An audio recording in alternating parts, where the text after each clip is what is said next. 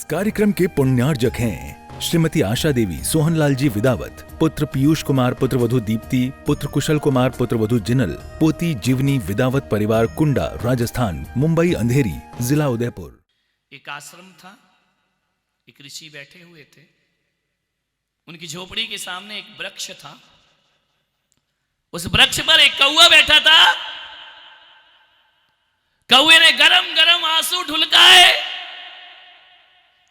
संत के मस्तिष्क पर, चेहरे पर आंसू गिरा।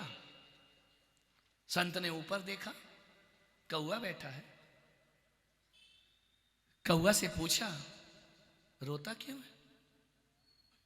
कौवे ने कहा कि साधु जी, संत जी, मैंने सुना है आप बड़े चमत्कारिक संत हैं, आप सिद्ध पुरुष हैं, पहुंचे हुए महात्मा हैं। संत ने कहा, तेरी समस्या क्या है? बोले, समस्या यह है साधु जी कि मेरा जो एक काला रंग है ना, ये मुझे बहुत तकलीफ देता है। कोई मुझे पूछता नहीं, किसी के घर में बैठ जाऊं तो मार के भगा देता है। ले दे के हिंदुस्तान में श्राद्ध पक्ष में मुझे खिलाया जाता है, उसके बाद तो उड़ा के भगा देते हैं। किसी के घर पे बैठूं तो लोग कहते हैं मेहमान आने वाला है, उसके लिए मैं टेंशन बन जाता हूं। किसी के सिर पर पंख लग जाए तो कहते हैं आज मृत्यु होने वाली है।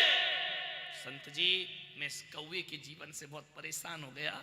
ये मेरा काला रंग, काला कलूटा रंग मुझे कोई पसंद नहीं करता है। तो संत ने कहा, तू चाहता क्या है? बोले, एक काम करो संत जी, मुझे हंस बना दो। क्या धवल रंग है हंस का, बेदाग हंस का कलर, मुझे हंस बना दीजिए संत जी, बड़ी कृपा होगी आपकी। संत ने कहा, एक काम कर, चल मेरे साथ, हंस के पास चलते हैं। कौवे को ले गए, कौवा भी उड़ा, संत भी गए। हंस बैठा हुआ था मानसरोवर पर। जाकर संत ने कहा, ओ हंसराज, हे मानसरोवर के हंस। संत ने देखा, ये हंस ने देखा कि परमहंस आए हैं हमारे दरबार पर। जाकर के उसने कहा कि बोलिए संत जी। बोले, क्या तेरा जीवन है, क्या पानी में पैडल मारता है, क्या आनंद के साथ इस झील में रहा करता है, कितना धवल जीवन तुम्हारा है, कितना स्वच्छ जीवन तुम्हारा है, तुम्हारे जैसा आनंद दुनिया में किसी के पास।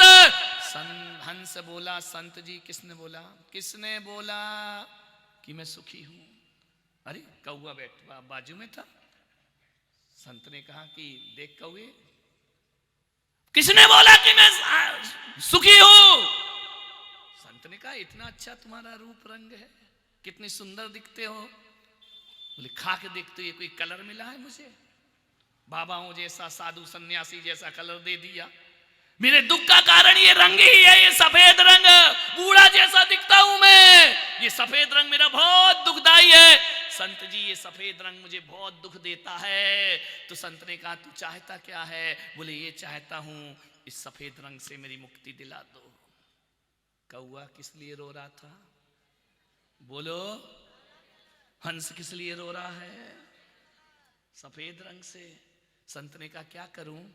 बोले, वो दूर पेड़ पर जो सुंदर सा तोता बैठा है ना, क्या हरे रंग का तोता है, क्या लाल सुर्ख चोंच है उसकी, क्या मनुष्य की आवाज में बोला करता है, क्या दाख काजू किशमिश खाया करता है। संत जी, मुझे तोता बना दो। संत ने कहा, चल कौवे, तो चल हंस मेरे साथ, थोड़ा तोता से भी मिल लेते हैं। जैसे तोते के पास गए, और मियां मिट्टू बड़े आनंद में हो? तोते ने देखा, हंस भी है, कौवा भी है, संत भी है।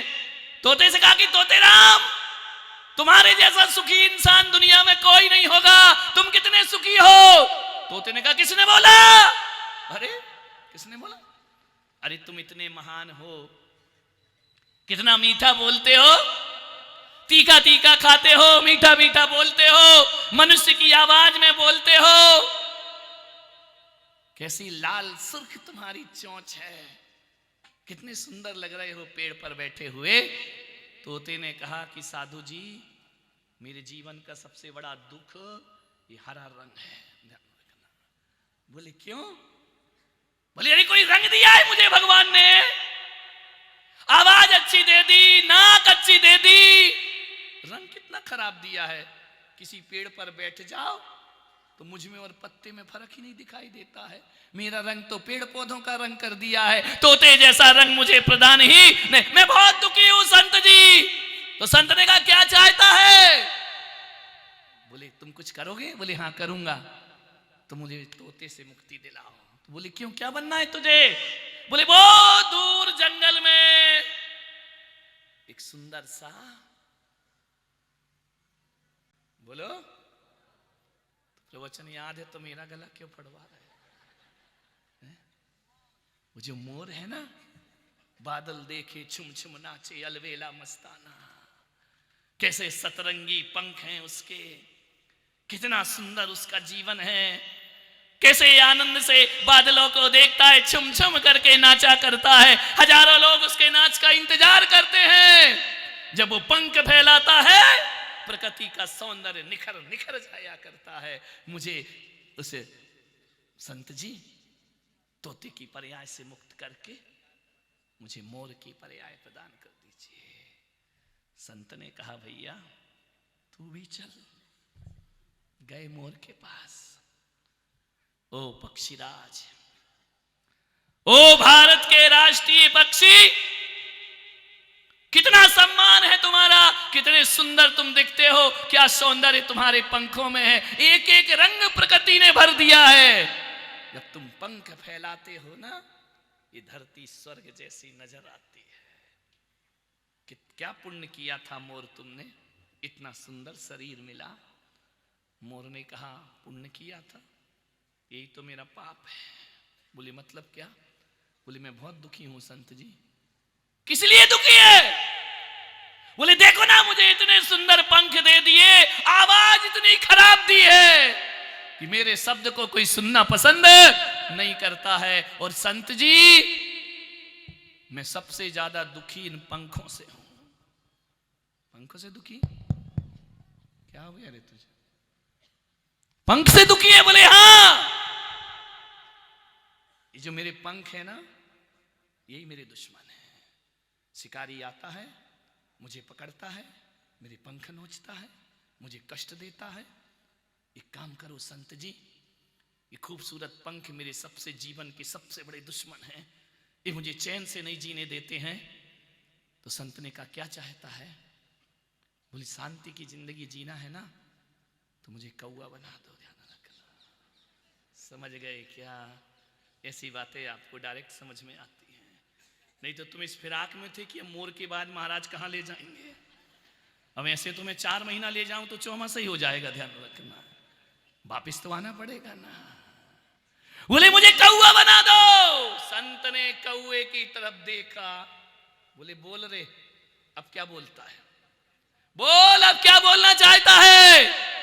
कौए ने कहा यार ये मोर कौआ बनना चाहता है, और मैं पागल तोता हंस बनना चाहता हूं, तोता बनना चाहता हूं। और ये इतना सुंदर पक्षी कह रहा है ये पंख मेरे दुश्मन है, मुझे कौआ बना दिया जाए। कौए ने देखा संत की तरफ, संत ने देखा कौए की तरफ। तो संत ने कहा कि बोल कौए अब तुझे क्या बनना है? कौए ने कहा मुझे कुछ नहीं बनना है, जैसा मालिक ने दिया है उसी में मुझे आनंद है, उसी में मुझे अपना जीवन गुजारना है। मालिक जो भी दे दे कर ले कबूल, और कभी कभी कांटों में खिलते हैं। संत ने कहा तू ज्यादा टेंशन मत ले, तो उसी में राजी रह जैसा तुझे बनाया गया। डूंगरपुर वालों समझ गए क्या? ऐसी बातें आपको डायरेक्ट समझ में आती है। जो मिला है ना उसमें आनंदित रहो। संत ने कहा तू बड़ा यूनिक है, तेरे जैसा दुनिया में कोई नहीं है। यदि सद्भाव पर दृष्टि रखेगा तो तेरे जैसा सुखी संसार में कोई और नहीं है, और अभाव पर दृष्टि रखेगा तो तेरे जैसा संसार में दुखी कोई और नहीं हुआ करता है। मान्यवर जो तुम्हारे पास है उसमें सुखी रहो, और जो तुम्हारे पास नहीं उसके लिए पागल बनने की कोशिश मत करो, बेहताशा मत भागो। आदमी के जो पास होता है आदमी उसमें सुखी नहीं रहता है, आदमी के जो पास नहीं है जिंदगी भर भागता है, जिंदगी भर भागता है, हाथ कुछ भी लगता नहीं है, कुछ भी हाथ नहीं लगेगा। अपने को देख करके जियो। निवेदन है, जब आपको लगे कि हमारा घर खराब है, पुरानी डिजाइन का है, तो मैं निवेदन करता हूं झोपड़ी पर दृष्टि रखना, वो घर अच्छा लगने लगेगा, तुमको ध्यान रखिए। और जब अपनी बनाई कोठी पर अहंकार हो ना, तो बड़े बड़े महल को देखना कि उनके सामने तुम्हारी कोई भी औकात नहीं है, ध्यान रखना है। उपलब्धि पर अहंकार मत करो, वो जो अभाव है उस पर आंसू मत बहाइए, ध्यान रखना।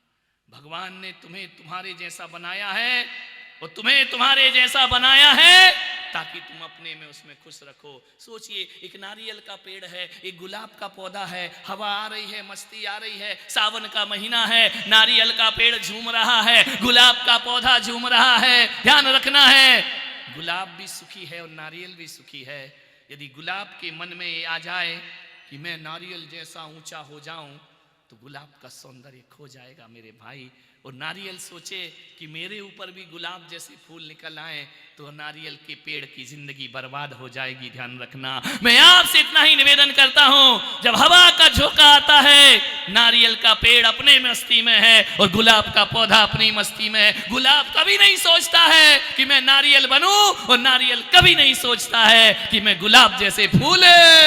सबका अपना अपना सौंदर्य है मेरे भाई। पूनम की रात का सौंदर्य अपना है और अमावस की काली घटा का सौंदर्य अपना हुआ करता है। एक दूसरे के जैसे बनने का प्रयास मत करो, तुम बन ही नहीं सकते हो। दुनिया में एक ही महावीर आए, दूसरे कोई महावीर नहीं आ सके। एक ही राम आए, राम के बाद कौन राम बना इस दुनिया में? कोई नहीं बन सका। एक ही कृष्ण दुनिया में आते हैं, दूसरा कोई कृष्ण नहीं बन सकता है। एक ही बुद्ध दुनिया में आते हैं, कोई दूसरा बुद्ध पैदा नहीं हो सकता है। और तुम भी दुनिया में केवल अकेले आए हो, अकेले। तुम्हारे जैसा दुनिया में कोई और हो नहीं सकता है। इसीलिए तो तुम्हारे फिंगरप्रिंट भी किसी से मिलते अनूठे हो, तुम ध्यान रखना। अरबों की जनसंख्या में एक दूसरे के अंगूठे के निशान नहीं मिला करते हैं। नाम तो मिल जाते हैं लेकिन फिंगरप्रिंट कभी मिलते। इसका मतलब परमात्मा ने तुम्हें बहुत अच्छी जगह जन्म दिया है। इस जीवन को पहचानो, इस जीवन की गरिमा जानो। एक आदमी था, चला जा रहा था, गर्मी के दिन थे, पसीने में लथपथ था, एक आम के पेड़ के नीचे सो गया। झपकी आ गई, उसने सोने से पहले देखा कि यार ये परमात्मा के लगता है दिमाग नाम की चीज नहीं है, भगवान को कुछ नहीं आता है। इतना बड़ा पेड़, इतने छोटे आम और कितनी पतली सी बेल, इतना बड़ा कद्दू। भगवान का इंजीनियरिंग भी नहीं की उनने, थोड़ा पढ़ लिख लेते भगवान। पतली बेल में इतनी बड़ी लौकी, पतली बेल में इतना बड़ा कद्दू और इतने बड़े आम के मजबूत वृक्ष में इतना छोटा सा। कौन था मैं? किसी के लिए खाली सूखा भूखंड, तो किसी के लिए मुंबई से अहमदाबाद के बीच आने वाला सिर्फ एक जमीन का टुकड़ा। किसी व्यापारी के हाथ लगता तो हजारों की तरह एक और रिसोर्ट बन जाता। किसी बिल्डर के हाथ लगता तो लाखों और की तरह मैं भी एक टाउनशिप बन जाता। लेकिन मेरे भाग्य में करोड़ों में एक होना लिखा था। मेरे भाग्य में आचार्य श्री पुलक सागर जी का आशीर्वाद लिखा था। नरेन्द्रं फणीन्द्रं सुरेन्द्रं अधीशं शतेन्द्रं सुपूज्यं भजे नायशीशं मुनीन्द्रं गणेन्द्रं नमो जोडिहातं नमो देवदेवं सदा पार्श्वनाथ।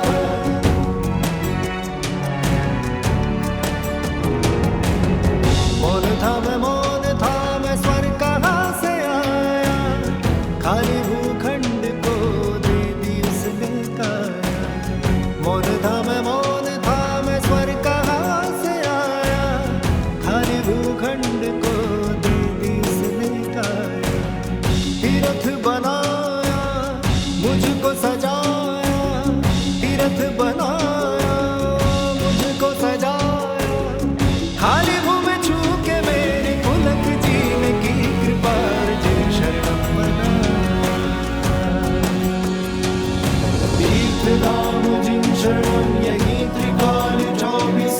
छात्रवास जिन शरणम, यही है निर्जरा कुटी, यही है ध्यान मंदिर सामयिक गुफा, यही नवग्रह जिनालय त्रिमूर्ति भी दिखे यही।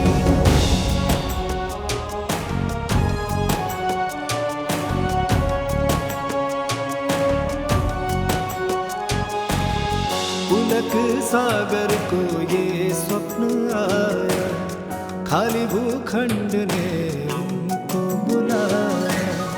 पुलक सागर को ये स्वप्न आया, खाली भूखंड ने उनको बुलाया। खोई हुई भूमि ने खुद को पाया, बंजर धरती पे पुष्प खिलाया। पारसनाथ के पाके दर्शन, पारसनाथ के पाके दर्शन, खाली भूमि छू के मेरी पुलक जीन की कृपा जिन शरणम बना। नरेंद्रम फणींद्रम सुरेंद्रम अधीशम, शतेंद्रम सुपूज्यम भजे नायशीशम। मुनीन्द्रम गणेन्द्रम नमो जोड़ी हाथम, नमो देवदेवम सदा पार्श्वनाथम।